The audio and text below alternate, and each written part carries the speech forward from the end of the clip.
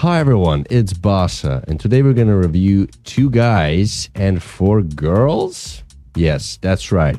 We have one guy that is mixing on 4 decks, and 4 girls that are mixing on 2 decks. Let's greet them and see what is it all about. First, we're gonna review Serbongs with tech house, acid, and Brazilian bass. To be honest, sounds like electro house for me. And I call this mix Teenage Bedtime Story. As you can tell, it's some kind of teenage party because they're all, I don't know, 17 maybe, 18. Probably the most elderly person is the DJ himself. Party seems to be fun. There's a lot of energy going on. People are dancing, jumping, enjoying the music. I don't like the angle that they were filming Serbongs. You can't really see the face. Well, it's dark. What can you do? Maybe should have put more, light around his face or something to actually see the DJ. Because he wasn't alone playing. There was like a lineup.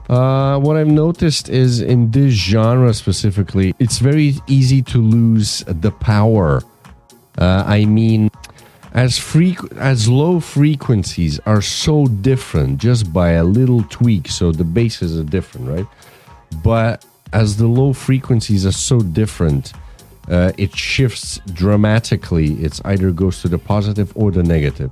So unfortunately, as you can see by the graph, he has few dips there, and those were the ones that lost all the energy entirely. You can even see it by the crowd. In these moments that they were just standing and listening to music instead of dancing. Like the start was very powerful, then it died a bit, then again power jumped up, died a bit, and then pushed it through till the end. At the beginning I thought the start would be promising. It's very good choices of tracks. But then it went all very electronic. The noises were very irritating, and the bass was very low or no bass whatsoever. So from a good rhythm of music, it died into standing pretty much. Your body doesn't feel the action. That is the problem. It's like your body doesn't want to move. So Serbongs played well till 17th minute, and then he shifted to this very long bridges and very weak drops. Yeah, it was all mainly focused on the bridges. That was kind of weird. But anyway, let's see some moments that I found interesting from Serbongs. Sadly, second track was muted, so unfortunately we couldn't hear how it went. On 8 minutes, we have a sick drop. I love it. What a party. Let's make noise on peoples.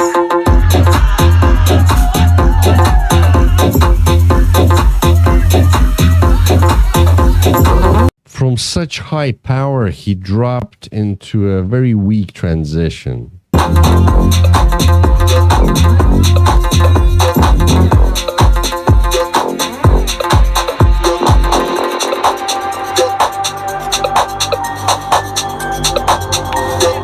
Oh, here you got a very long, dry segment. It was just kick alone. Very boring. It's a very good toilet break.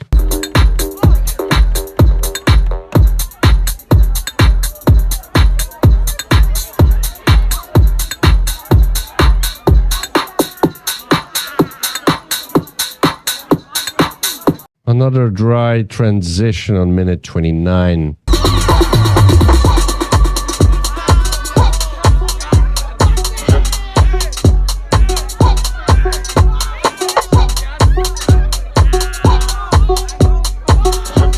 This is when he blended nicely in the B track, and it sounds pretty decent.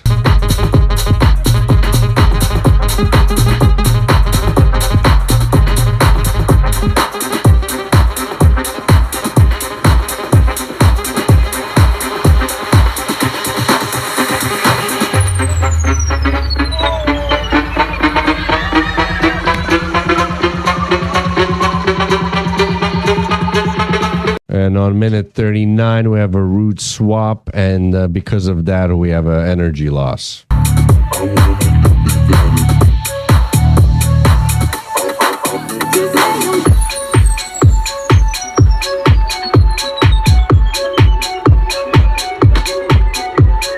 As you can tell, there were quite a few dry transitions and crowd didn't respond at all, which is understandable. Like I explained before, if the body doesn't feel it, well, you're not gonna move. Overall, the mix was nice. Serbongs delivered quite a few sick drops, so potential is there. So for track choices, I'll give him 8.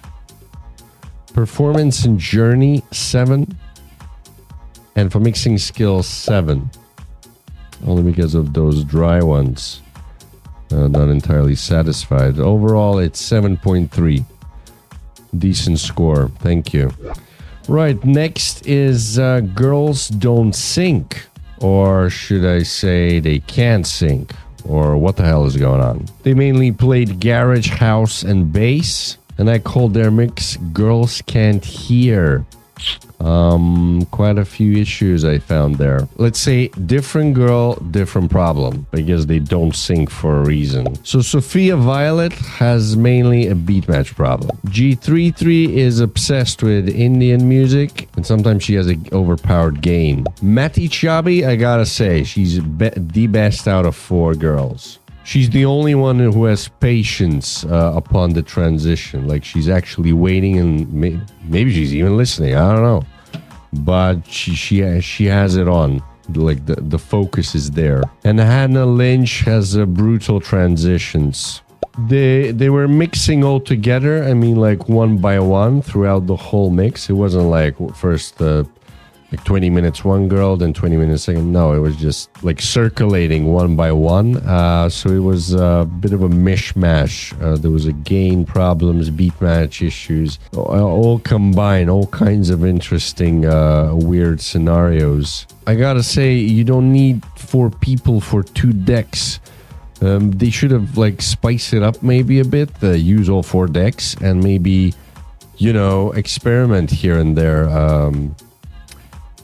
Like one girl, while one girl is mixing, the other 2 can even do something on the other 3 decks, if that makes sense. That could be actually something different and hook even more attention towards them. Gain is all over the place and they literally are just playing their favorite songs, shouting out the lyrics and having a good time, I guess. Although I'm very surprised, as you can see by the graph, the energy is going up. It might sound bad, I'll show you in a moment the things that I found interesting and quite a few errors, but the graph is just going up and away. 4 DJs in one set, it would be like riding one horse in a chariot, but with 4 drivers. Kind of doesn't make sense because the destination is the same. So I would say give me something better than just swapping one by one, you know. Surprise me even more. Maybe there's something else we're not aware of. So that's your challenge, I guess, girls. So let's see some of the errors that I found throughout the set. We're on the 2nd minute. It's very first mix and it has a wrong timing.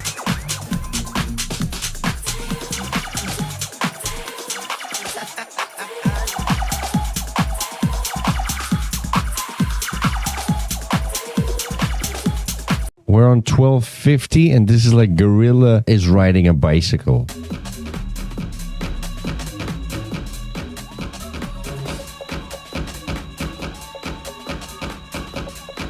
We're 18 minutes in and it's our first beat match error.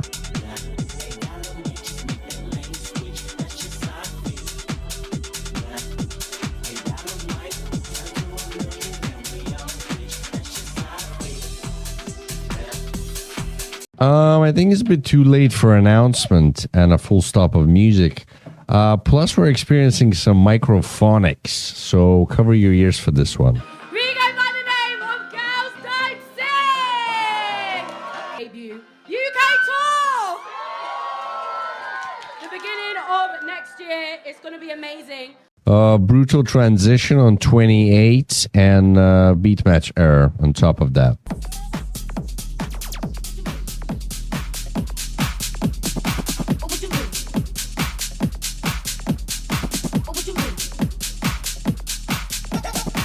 Beat match is clashing all over the place on this one. Have a look.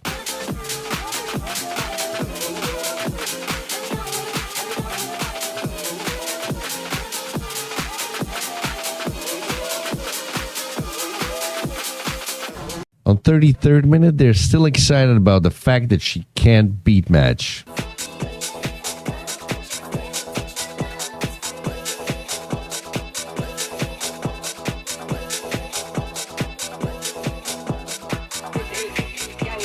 We are stuck in a loop, and in my opinion, this is the worst mix of the set.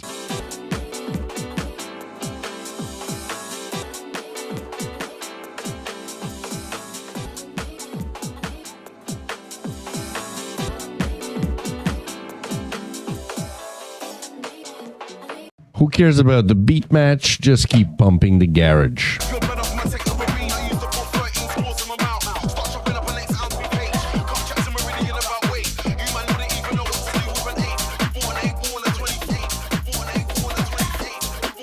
Few minutes later, we have another beat match error.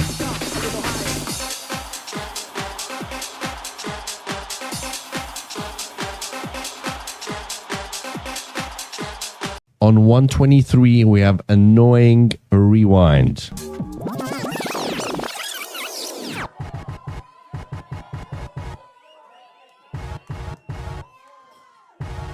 Oh my gosh. And of course, we have to top it off with Microphonics once again. And they still have no clue why it does such noise. DJ Mag, thank you so... Kaya? Sorry about her. Thank you so much, DJ Mag. We go by the name of Girls Don't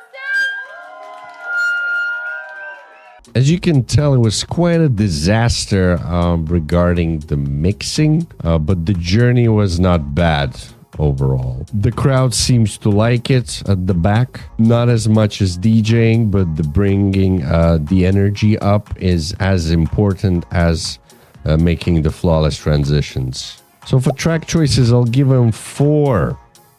I'm sorry, I'm just not a fan of UK stuff. Performance and journey, 5. And for mixing, 2. Yeah, I'm certain you can do better than this. In total, the score is 3.6, although Matti Chiabi carries. So I'll give advice each of them. Sophia Violet, learn how to beat match properly. G33, control your gain levels upon mix. Matti Chiabi, keep doing what you're doing. Maybe even do a solo performance. I recommend you highly. And Hannah Lynch, ease up on climbing the mixes. Don't make it so fast as you'd love to, unless there's a moment that you have to. But try to, gently bring it up. And fix your beat match as well. It's terrible. Let's move along. And finally, James Hype performed in Houston, USA. He played some kind of house, but I would call it boosted pop songs because it was way too commercial. And I call this set, Am I the Only One Dancing? Because looking by the video, he is the only one that is enjoying what he does, and he's overperforming to the crowd. The energies are not compatible. He needs either a bigger crowd or smaller crowd that actually, he gets in touch with. Because this pool party is just, it's a stationary one. Yet again, it's US. I don't know if people need techno, so is people don't like the music, or it's just James Hype in general. I don't know. Maybe some people came in there for just a pool party and boom, there's... Whoa, I thought it's just, a tiny speaker. So I'll give a minus for commercialized track selection. As you can tell by the video, you might have noticed that he's not wearing any headphones, but I double checked his even previous sets. And I guess it's his style. He just puts these invisible AirPods. I don't know why he doesn't want people to see doing this, or I don't know what's the deal, to be honest. I prefer to see DJ actually, wearing the big standard headphones. But anyway, it's his own choice, his own style. Do whatever you do. Just I'm saying he has headphones on. If you put on a good quality his video, you can see they're like white, almost like skin color. I gotta say, I think he's overrated. I'm not alone standing on this ground. Many people think so as well. He's doing cheesy mashups piled upon each other, like it could be 3 in 1. It's too much. It's like you're destroying the purpose of the song, each of the songs. It's like eating pizza, hamburger, and sushi in one go. Just stack it up and gob, gob, gob. That's what it sounds like. No, I would rather prefer them separately, and maybe okay. If it sounds good, do the mashup of like just 2 tracks, not freaking 7. Definitely the set was made for NPCs. If you can see the graph, it goes up, so that's a plus. At the beginning was kind of trash. I didn't like it, but then the vibe sort of, he started the engine going up, and it was okay. More energetic and livid. Most of the mixes are 15 to 30 seconds short. The music niche as well is way overplayed. Some tracks are, they're not just old, they are literally overplayed. It's like riding an old donkey over and over again, and the donkey's not dying and you're still riding it, and that's how the ears respond to that. You don't want to dance anymore to that. Like those times are gone. Stop. Not all of them though, yeah, not all the tracks, but there were a few. And a plus I'll give him for beat match errors. There were none. Very good mixing. So let's see some of the moments that I found quite interesting. Here's an interesting mixing style. Let's see closer look. On 11th minute, the build-up was way stronger than the drop itself.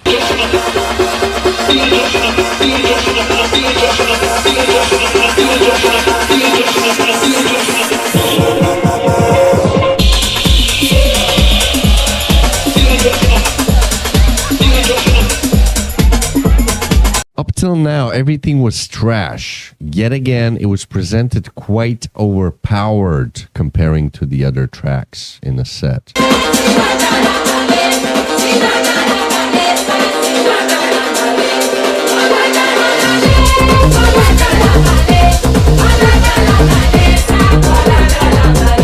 Yes! This drop was a bomb. Well done.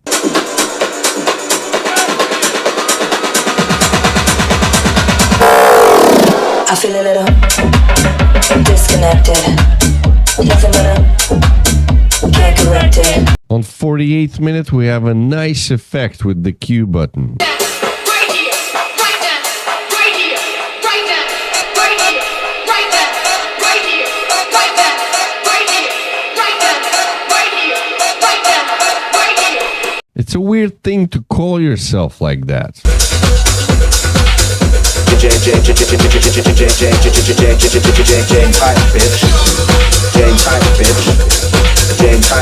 Here we are experiencing quite sick pitch effect, but the crowd doesn't even appreciate what's going on.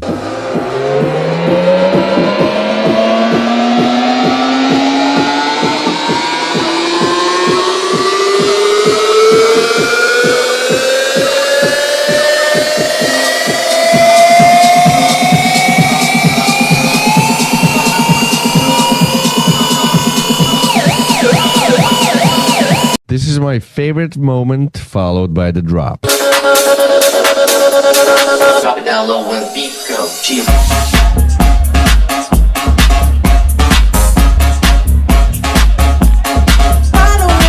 And on 128, we finish off with a beat match error.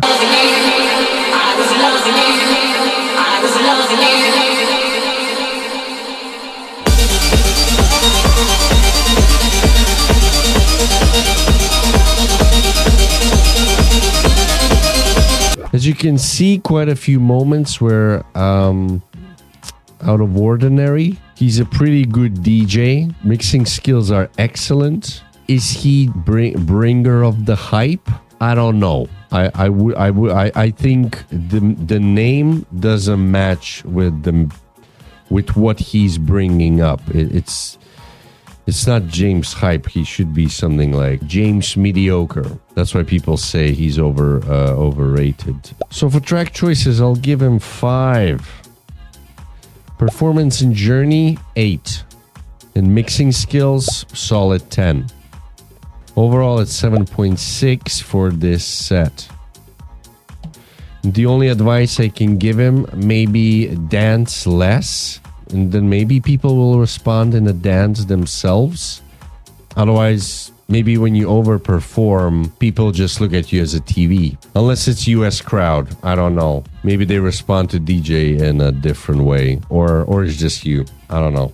And as always, the last question remains: will I ever listen to these mixes again? Serbongs, yes. It was dry but decent. Girls Don't Sink, no thank you. James Hype, no. It's too commercial. That is all for now. Let me know what you think. Comment below and like the video and subscribe to the channel. I'll see you next week in the same spot on Can You Mix. Yours truly, Boss Alive. Ciao. Got a music to make. Let's go.